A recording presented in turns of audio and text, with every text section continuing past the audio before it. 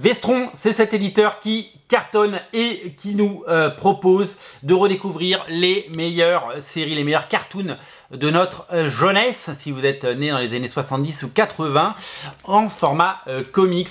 Ils ont des séries de dingue, ils ont des séries sur les Transformers, ils ont des séries sur Mask, on va en parler, G.I. Joe évidemment, Godzilla, Karate Kid avec Cobra Kai, The Crow, Robocop, Evil Dead, enfin voilà, c'est absolument fou ce qui est proposé. Voici quelques titres qui sont proposés.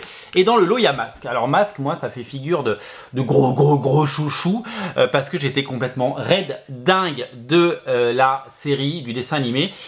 Tous ces dessins animés des années 80 qui étaient très bizarres parce qu'ils étaient là pour vendre des jouets. Maintenant, on le sait, mais à l'époque, on était naïfs et on pensait que c'était pour la beauté de l'art et c'était pour le divertissement pur. Non, c'était juste là pour vendre des jouets.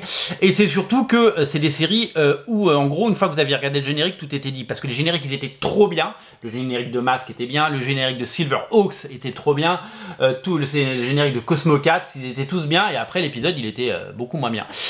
Et donc, du coup, on a quand même pris du plaisir parce qu'à l'époque, on avait un œil d'enfant. Et aujourd'hui, toutes ces séries font l'objet d'un revival en comics avec des auteurs, avec des comics de qualité, avec des dessins assez chouettes. Et il y a un Mask tome 1 qui nous est proposé. Mask, donc la série avec, comme vous pouvez le voir, des superbes couvertures, des auteurs, je vais vous les citer. Les auteurs sont Brandon Easton, les dessins c'est Tony Vargas et Juan Samu. Alors c'est pas des auteurs qu'on connaît très bien, mais ils ont fait un boulot plutôt pas mal. Et donc on a droit à ces comics. Alors je crois que c'est Tommy Lee Edwards qui fait ces couvertures. Je crois que c'est lui, hein, si je me trompe pas. Si je dis bon.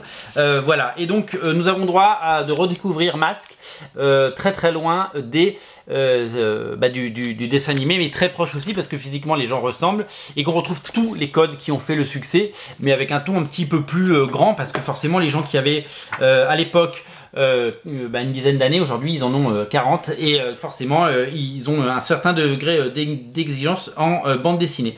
Alors Mask, c'était cool parce que tous les héros, souvenez-vous, ils se réunissaient autour d'une table, ils avaient un masque qui arrivait du plafond, ils le mettaient et chacun il rentrait dans un véhicule de dingue avec des véhicules soit qui par exemple comme cette voiture, les portières ça faisait des ailes, soit celui-là que j'avais en jouet qui était une Jeep et quand elle s'ouvrait il y avait un bateau dedans qui faisait comme ça.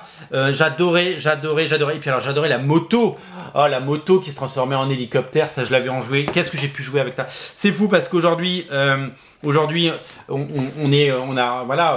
les jouets ont peut-être moins d'importance pour les enfants parce qu'ils en consomment peut-être plus, mais parce qu'il y a beaucoup de propriétés intellectuelles qui sont mises en avant. Mais moi je me souviens que mes jouets Mask, j'y jouais et j'en prenais un soin vraiment particulier parce que j'avais l'impression que c'était précieux, c'était rare. Il fallait attendre un an pour les avoir, il fallait attendre les anniversaires. Regardez la voiture comme elle est chouette. Non, vraiment, je prends un vrai plaisir à redécouvrir tout ça. La galerie de couverture, comme je vous l'ai dit, elle est folle. Je vais vous en montrer quelques-unes, elles sont à la fin. Vous avez donc c'est ça, c'est bien Tommy Lee Edwards qui fait les couvertures, un super dessinateur de comics. C'est lui il a travaillé avec Mark Millar sur 1985 notamment. Et voilà, on retrouve les différents véhicules. Et voilà. Et en fait, c'était la somme de tout ce qu'on aimait. Ils avaient des masques, ils étaient cool. Ils avaient évidemment des véhicules qui se transforment. Donc en fait, tous les ingrédients qui font d'une BD à une BD qu'on peut aimer, étaient là. Si vous avez aimé cette série dans les années 80, je vous invite à découvrir Mask tome 1. Ça marche très fort. Ça marche très fort comme tout. En fait, Vestron, ça marche très fort et c'est ça qui est fou parce que tant mieux. Parce qu'un indépendant ait réussi à trouver un créneau et qu'un indépendant a réussi à faire un succès. Voilà, c'est des tirages à 3000 exemplaires, tout se vend, certains titres sont en réédition et vraiment nous avons droit à un ouvrage qui à mon sens est vraiment sympa. Voilà, la nouvelle génération de Mask est à découvrir sur originalcomics.fr parmi tous les titres Vestron. Le lien est dans le descriptif de la vidéo. Salut!